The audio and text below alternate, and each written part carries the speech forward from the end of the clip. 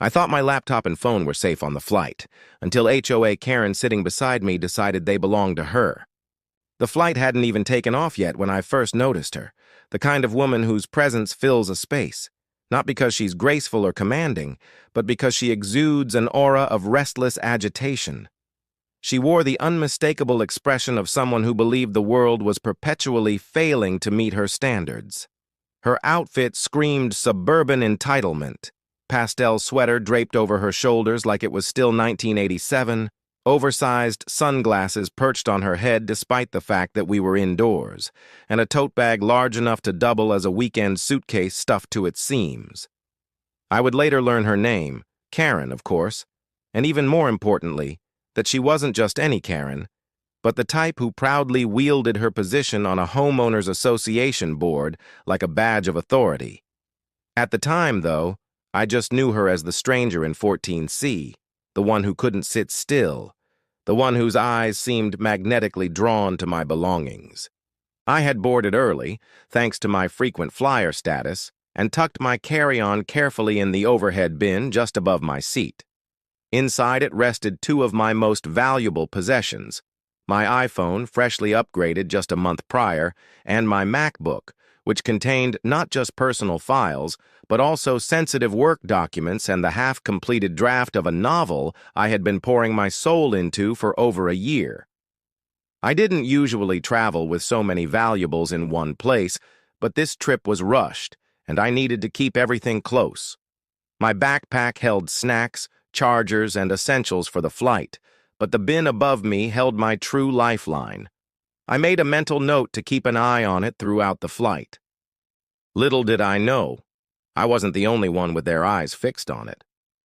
Karen boarded late, arriving in a flurry of sighs and muttered complaints, already acting like the airline staff owed her personal apologies for the inconvenience of existing. She stopped in the aisle directly next to my row, blocking the line of passengers behind her, and loudly declared, "Well, this is ridiculous. My seat should have been upgraded. I always get upgraded." The flight attendant politely reminded her to step aside and let the other passengers through, but Karen only rolled her eyes dramatically and took her time stuffing her oversized tote into the bin. And this is where I noticed it, the very first flicker of suspicion. Instead of sliding her bag neatly into an empty space, she repositioned herself so she was directly under my overhead bin. She pulled her tote higher, pushed at the bags already inside, and gave mine a little shove, as though testing its weight. I shifted in my seat and cleared my throat. "That's mine up there," I said, trying to keep my voice calm but firm. Karen glanced down at me with that withering half-smile that people like her have perfected. "Relax. I'm not stealing your little suitcase. Just making space. Some of us have more than one bag, you know." She laughed lightly, as though the entire cabin should join in on the joke. I didn't. Instead, I leaned slightly forward in my seat, keeping my eyes on her as she wedged her tote awkwardly into the bin. She seemed to linger a moment too long, fussing with the zipper, pretending to adjust things that didn't need adjusting. My bag shifted again, and I had to bite back the urge to stand up and move it myself. By the time she finally sat down, she'd already made enemies in the row behind us. A man muttered something about inconsiderate passengers, and Karen whipped her head around to scold him with a sharp, "Excuse you?"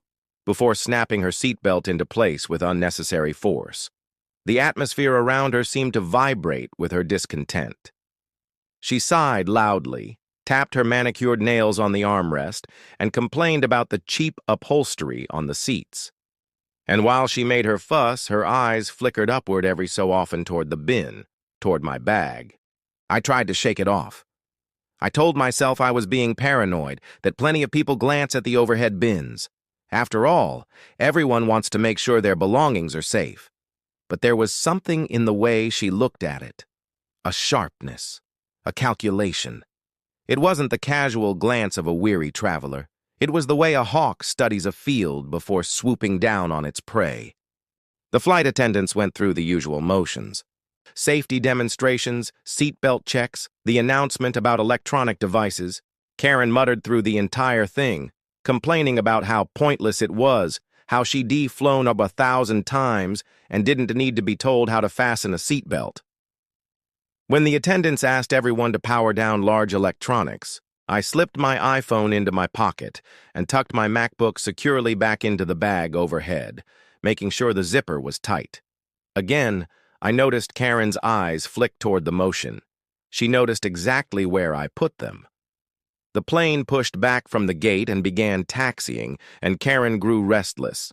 She tapped her fingers against her tray table, pulled down her tote briefly, rummaged around noisily for no reason, then shoved it back into the bin, jostling my bag in the process. Each time, I caught her watching me from the corner of her eye, gauging my reaction. It felt like a game to her, like testing boundaries. I tried to distract myself with a book, but my attention kept flickering back to her.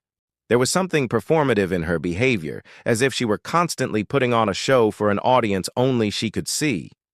She spoke loudly enough for nearby passengers to hear snippets of her life, how she was practically the president of her HOA, how she just had to deal with some renters who thought they could break the rules, how she was not afraid to put people in their place. Each story was a carefully crafted tale of her authority being challenged and her swooping in as the savior of order. I wondered if she actually believed these stories, or if they were rehearsed performances designed to remind everyone around her that she was, in her mind, the most important person in the room, or in this case, the cabin. As the plane lifted off and the seatbelt sign dinged off, Karen immediately unbuckled and reached for the bin. She yanked her tote down again, rummaged around dramatically, and shoved it back up with exaggerated force. My bag shifted forward slightly, and I could see the zipper pull had been tugged just a little farther down than I'd left it. My chest tightened.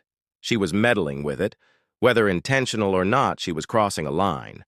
I leaned forward and said firmly, "Could you be careful with my bag, please?" Karen turned to me with a feigned look of innocence. "Oh, that's yours? I didn't even notice. Maybe you should have labeled it better. Don't worry, I'm not interested in your things." The way she said "your things" made it sound like an insult, as though my belongings were somehow beneath her interest. But the gleam in her eyes told another story. The rest of the flight settled into the usual rhythm. Drink service, the occasional announcement, passengers dozing off, but Karen never stopped fidgeting. She reached up to the bin more times than anyone I'd ever seen, each time rustling around as though her tote contained an endless supply of forgotten items she suddenly needed: a granola bar, hand sanitizer, a book, then a neck pillow. Then, bizarrely, she put half of them back again as though she couldn't make up her mind, and each time my bag moved just a little more. By the second hour of the flight, I was certain of one thing. Karen wasn't just careless. She was deliberate. She was watching me, watching my bag, and testing how much she could get away with. I kept telling myself I was being hypervigilant, but deep down, I knew I wasn't imagining it. Something was brewing, and I was sitting 3 feet away from the storm. And as the plane soared high above the clouds, I couldn't help but feel a gnawing certainty in my gut. This wasn't going to end with just a few annoyed glances and petty comments. Karen was planning something.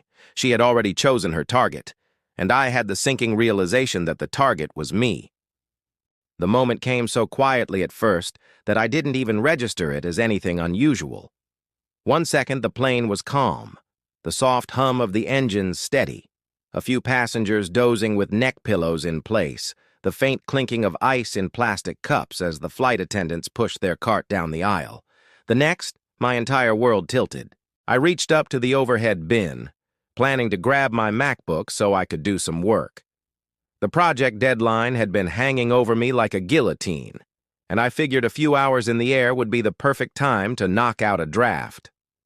I unlatched the bin, lowered my carry-on, and set it gently on my lap. The zipper, which I'd carefully secured at the gate, was open halfway. At first, I thought maybe it had come loose during one of Karen's dramatic rummaging sessions. My jaw tightened, irritation flooding in. but I forced myself to breathe. Bags shifted all the time in overhead compartments. It didn't have to mean anything sinister, but when I unzipped it fully and peered inside, my stomach dropped. My MacBook wasn't there, neither was my iPhone. For one surreal heartbeat, I simply stared, willing the reality in front of me to rearrange itself. The compartments in my bag seemed too empty, hollow in a way that felt impossible. I pushed things around, my headphones case, a sweater, a folder of papers, moving them like somehow my laptop would reveal itself tucked between them. Nothing. My fingers scrabbled deeper, checking every side pocket, every sleeve. The iPhone was gone, too. My chest constricted, heat flushed up my neck. A ringing filled my ears. I checked again, frantic now, my movements jerky. This wasn't happening. It couldn't be happening. I had boarded with them. I had zipped the bag myself. There was no universe where I had imagined packing my laptop and phone. I leaned down, pulling the bag fully onto the floor, kneeling in the cramped airplane row as though if I changed my angle, the truth would change too. Nothing. They were gone. I felt the weight of someone's gaze and turned my head sharply. Karen was watching me. Not openly, not enough to draw attention, but with a sly side glance, the corner of her lips twitching into what might have been amusement. My heart hammered so loudly I thought the passengers around me might hear it. A dozen thoughts collided in my brain at once. How valuable those devices were, how irreplaceable the files were, how lost I would be without them. But above all, one thought seared through the chaos. She took them. I swallowed hard and forced myself to think rationally. I couldn't just stand up and accuse her, not without proof. What if I was wrong? What if by some impossible oversight I had left them at home? No, impossible. I remembered charging my iPhone at the gate. I remembered sliding my MacBook into the sleeve. I remembered the weight in my bag. I glanced at Karen again. She was leaning back in her seat now, arms folded, eyes closed as though she were preparing for a nap. But the smugness hadn't fully left her face. Her tote bag rested innocently under the seat in front of her, slightly unzipped. Too inviting, too convenient. I wanted to reach down and unzip it right there. The urge was visceral, clawing at me, but I knew better. One wrong move and I'd be the one in trouble. People like Karen thrived on conflict. They twisted narratives until they became the victim, and you the aggressor. If I lunged for her bag, she'd scream theft or harassment, and suddenly I'd be the one answering to security. So I sat back, chest heaving, and tried to plot my next move. The first thing I did was call for a flight attendant. My voice came out tighter than I intended. "Excuse me? I think something's missing from my bag." The attendant, a young woman with tired eyes and a professional smile, crouched down beside me. "Missing? Can you explain?" "My laptop and my phone," I whispered harshly. "They're gone. I swear I had them when I boarded. I zipped this bag myself." Her expression shifted subtly, sympathy flickering beneath the practiced calm. "Are you sure they weren't placed in checked luggage by accident?" "No," I said firmly. "I had them right here." My eyes darted toward Karen instinctively. The attendant caught the glance. Karen, of course, opened her eyes at that exact moment and gave a loud, performative sigh. "What now? Is there a problem?" The attendant stood, smoothing her skirt. "Just a small issue. Nothing for you to worry about." Karen's eyes narrowed slightly. "Well, I certainly hope it doesn't involve me. Some people misplace things and then point fingers." She said it loudly enough for nearby rows to hear, planting the seed before I could even speak. My blood boiled. The gall of her, to immediately frame herself as the potential victim before anyone had even suggested it. "I didn't misplace them," I said tightly. "They were in my bag." Karen leaned forward, mock concern dripping from her tone. "Oh, honey, maybe you're just stressed. People forget things all the time. I once knew a neighbor who swore someone stole her garden tools, but really she left them in the garage." You know how it is." She smiled sweetly, but her eyes sparkled with malice. She was taunting me, daring me to make a scene. The attendant cleared her throat. "Let me speak with my supervisor. We'll see what can be done. In the meantime, please remain calm."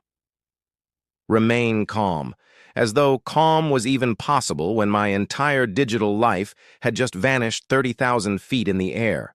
The minutes crawled by after that. I sat rigid in my seat, bag clutched against me, every nerve on fire. Karen shifted occasionally, rummaging through her tote again, each time moving just slowly enough that I couldn't see inside. She exaggerated the motion of pulling out a magazine, shaking it open with a loud snap, then sliding it back in.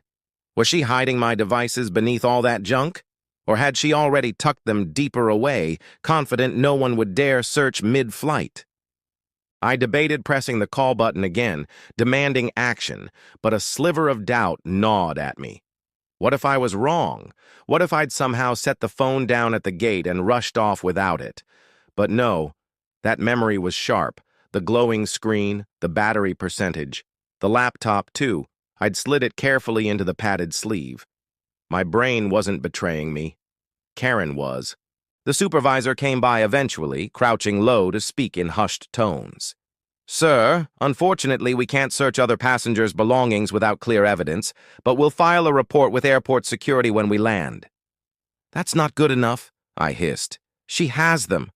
I know she does. If she gets off this plane before anyone checks, I'll never see them again." The supervisor's expression hardened. "I understand, but our policy is clear. Please don't take matters into your own hands." Easy for him to say. They weren't his devices. Karen, of course, reveled in my visible frustration. At one point, she leaned slightly toward me and whispered just loud enough for me to hear. "You know, accusing innocent people can have serious consequences. You really wouldn't want to make a mistake like that." The smug venom in her tone made my hands clench into fists.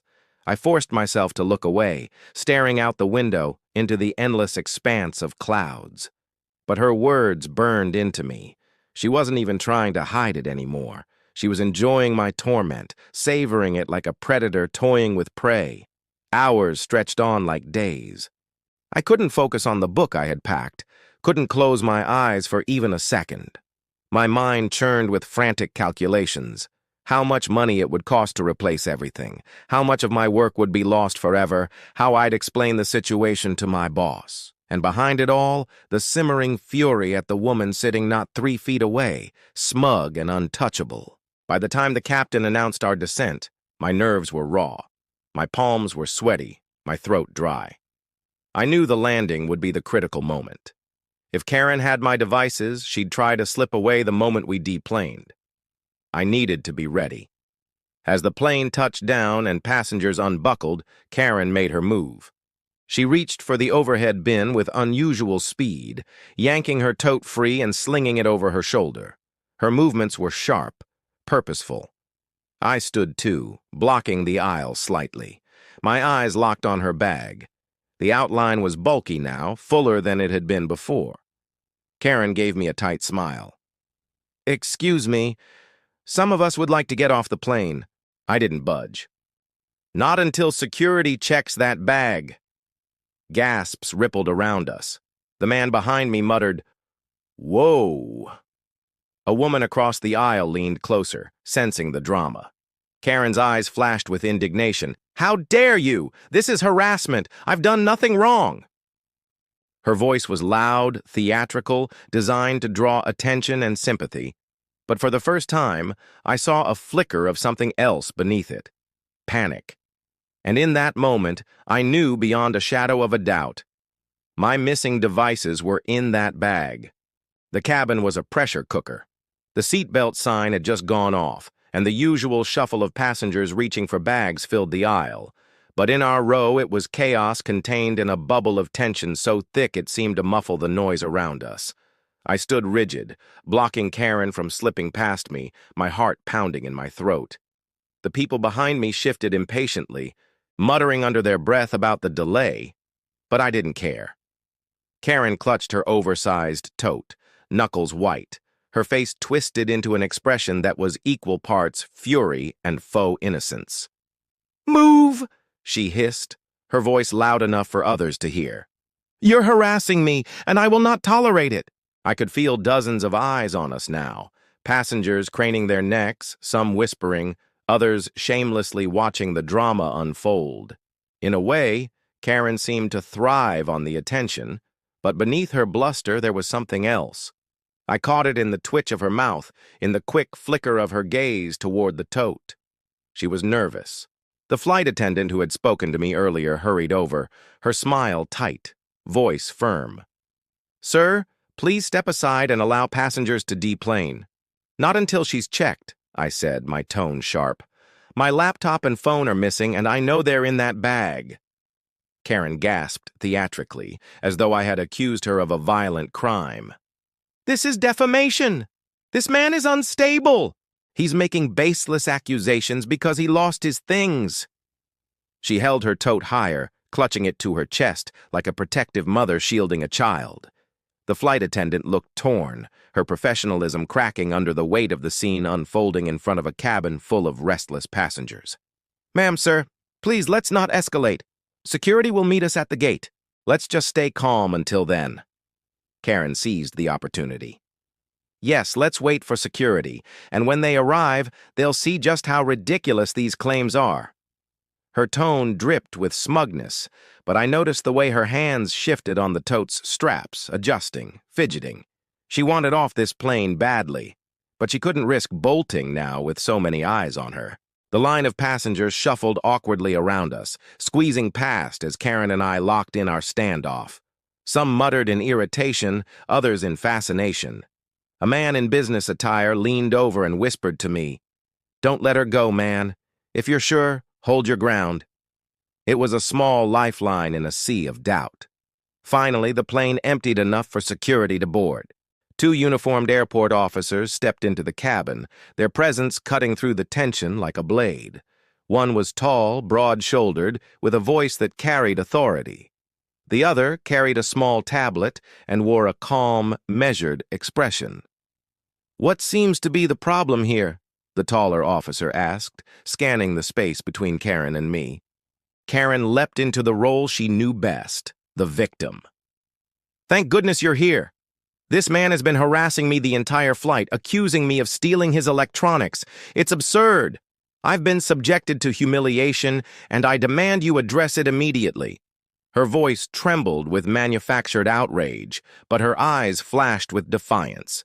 I stepped forward, pointing at her tote. "My iPhone and MacBook were in my carry-on when I boarded. They're gone now. She's been rummaging in the overhead bin all flight. I want that bag checked." The officers exchanged a glance. The one with the tablet began typing notes while the taller officer held up a hand. "All right, let's keep calm. Ma'am, sir, we'll resolve this properly. Ma'am, can we take a look inside your bag?" Karen clutched the tote tighter, her jaw tightening. "Absolutely not. That's a violation of my privacy. You have no right to go through my personal belongings just because this man can keep track of his things." The officer's voice grew firm. "Ma'am, if you refuse a voluntary search, we'll need to take you aside for further questioning. You can either cooperate here, or we'll resolve this in a private security room. Your choice." A hush fell over the cabin. Even the remaining flight attendants leaned closer, sensing the storm about to break. Karen puffed up, her voice rising. "This is unbelievable. I've never been treated like this in my life. I am a respected member of my community. I'm on the board of my HOA, for heaven's sake. Do you really think I'd stoop to theft?" I almost laughed at the absurdity of it, as if running an HOA was a badge of honor, a shield against accountability. The officer didn't flinch. "Your community status isn't relevant here. What matters is resolving this claim. Again, will you allow us to check the bag voluntarily?" Karen hesitated. Her eyes darted around the cabin, gauging the audience. She seemed to realize that outright refusal would make her look guiltier. Finally, with a dramatic huff, she thrust the tote toward the officer. "Fine, search it, and when you find nothing, I expect a full apology from this man in front of everyone." Her confidence sounded hollow, but she wore it like armor. The officer set the tote on a nearby seat and began carefully pulling out its contents: a glossy magazine, a half-empty water bottle, a travel pillow, a small pouch of makeup. Each item he placed neatly on the seat. Karen crossed her arms, smirking, as if already savoring her vindication. Then he reached deeper. His hand closed around something flat and metallic. He pulled it free. My MacBook. A ripple of gasps swept through the cabin. Karen's smirk shattered. Her eyes widened, mouth opening and closing wordlessly like a fish out of water.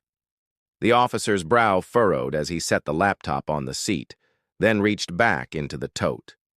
A moment later, he produced my iPhone, its screen lighting up as it recognized motion.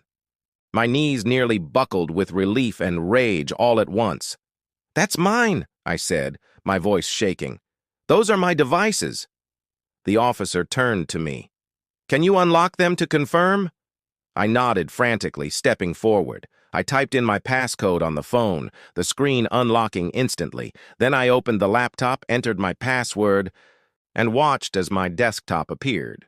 The unfinished draft of my novel right there. Proof undeniable. The officer nodded firmly. "Confirmed. These belong to him." The air in the cabin crackled.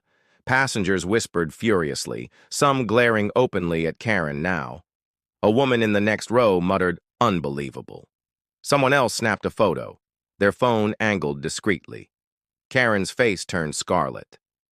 She stammered, I don't know how those got there. Someone must have planted them. This is a setup. He's framing me." Her desperation was almost pitiful now. Almost. The officer's voice cut through her protests.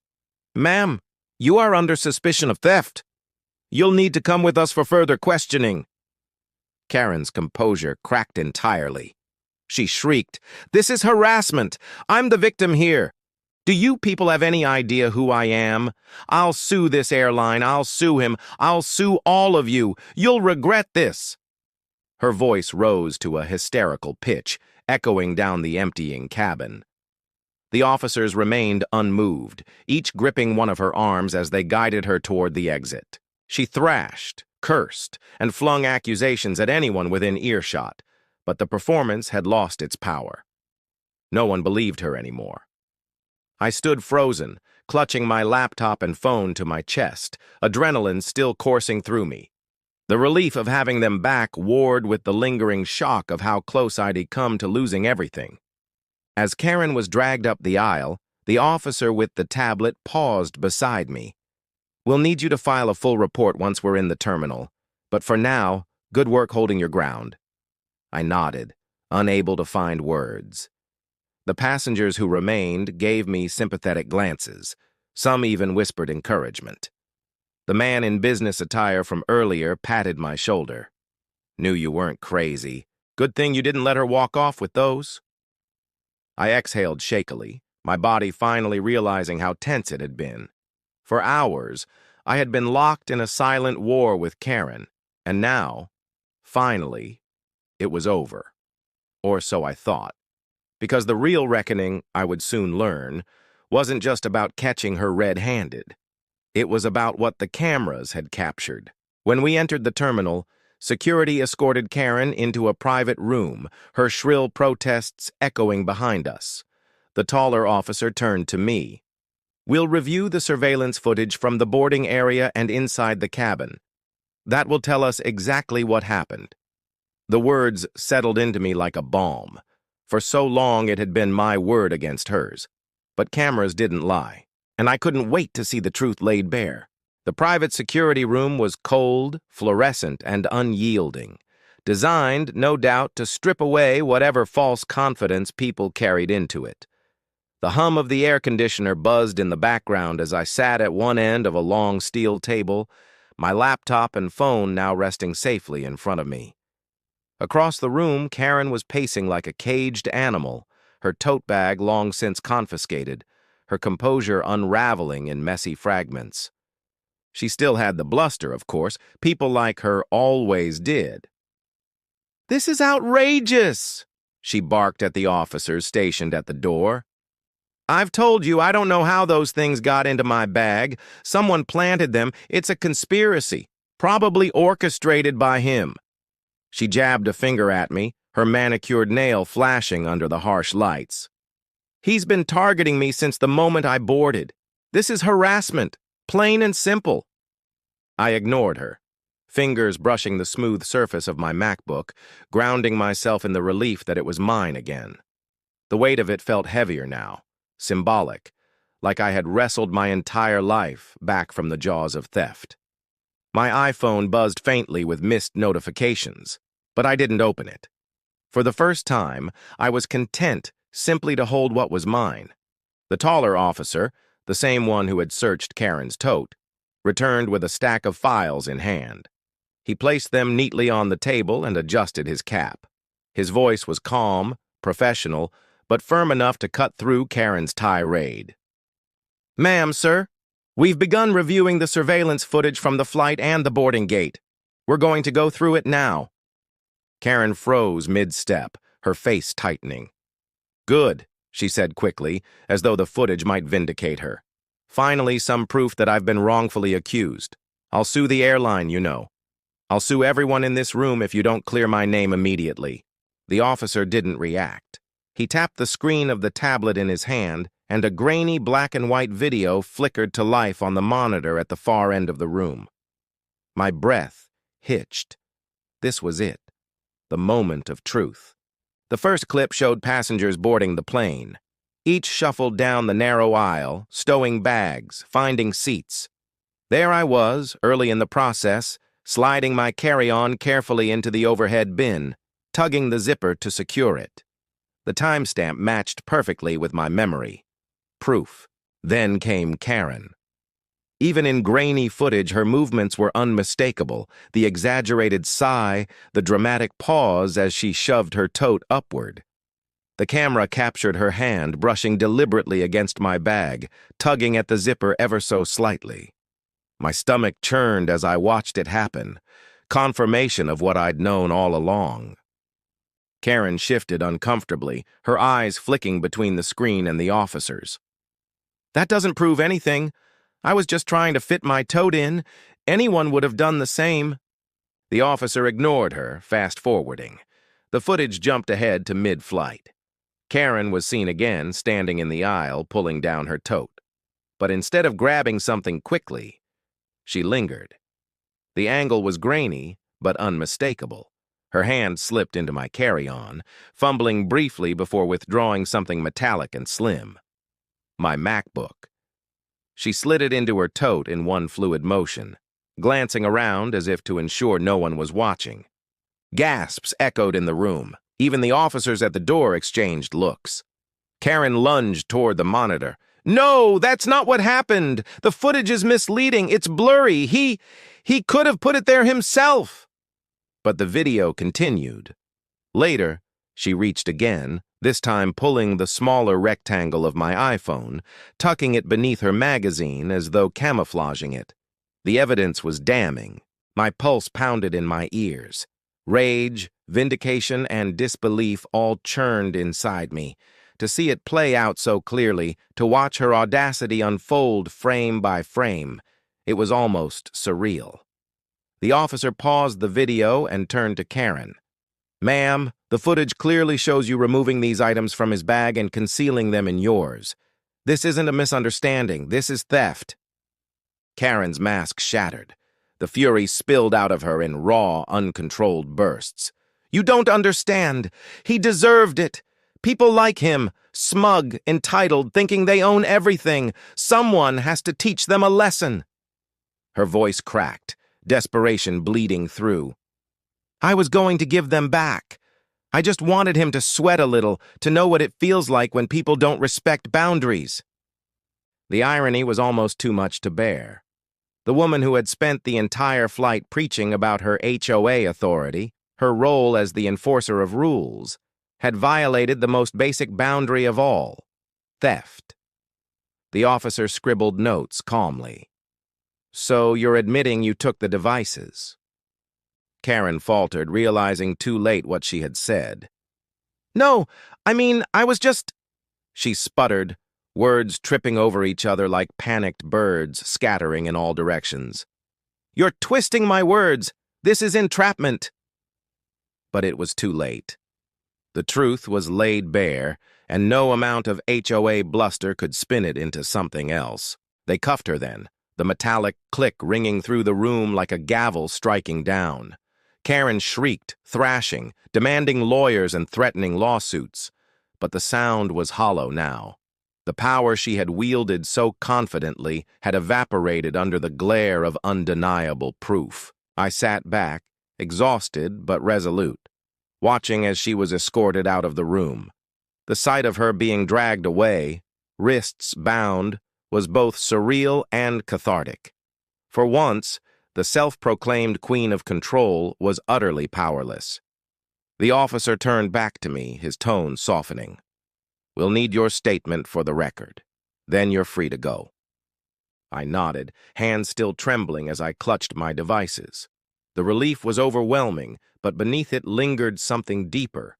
A hard-earned lesson about vigilance, about trust, and about the lengths some people will go to assert control they don't deserve. When I finally walked out of that airport hours later, the night air hit me like a baptism. Cool, sharp, cleansing. I powered on my phone, scanning the familiar icons, grounding myself in the reality that I had my life back in my hands. Karen's voice still echoed faintly in my memory. Her shrieks, her excuses, her desperate clinging to authority that no longer held any weight. But as the headlines later confirmed, because yes, the story made the news, complete with cell phone footage from other passengers, HOA Karen wasn't feared anymore. She was mocked, ridiculed, exposed for what she truly was, a petty tyrant undone by her own arrogance. And me? I walked away not just with my devices, but with the satisfaction of knowing that sometimes karma doesn't wait for the long game.